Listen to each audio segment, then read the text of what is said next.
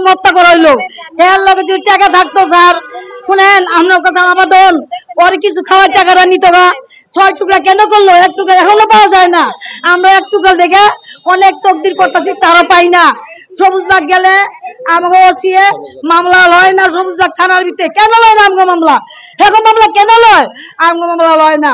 কিন্তু সবুজবাগ থানার হাত আছে বললেই আজকে আমার ছেলেটারে 6 খণ্ড করছে, তারপর আমরা 1 খণ্ড এখনো পাই না। এখন আমরা বিচার পাই না। আপনার কাছে অনুরোধ আবেদন জানাইলাম, আমরা অতি শিগগির আপনারা এই সবুজবাগ থানাতে না কয়া আপনারা সিআইডির মাধ্যমে দেন, আমরা তদন্ত করে নিই, একটা হাত যত শিগগির পাই, আর বিচারটা যে আমরা সঠিক পাই। আরো যে আমার কোনোদিন কোনোটা ক্ষয় না হইতে পারে, ক্ষয় হওয়ার আগে আপনার বিচার যাই।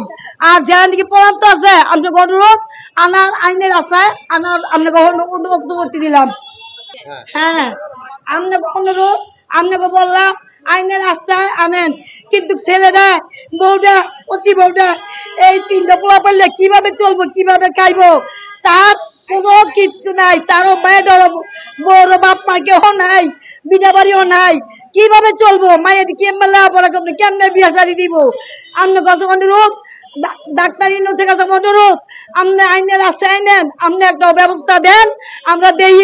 মানে কষ্ট করে হে আসে আমি ধরা না পড়তে সাংবাদিক সাহেবকে ধন্যবাদ জানাই। আপনারা একটু আমাকে এটা তদন্ত করে দিবেন, জেলায় দিয়ে দিবেন, টিভি দিয়ে দিবেন, হোয়াটসঅ্যাপে দিয়ে দিবেন,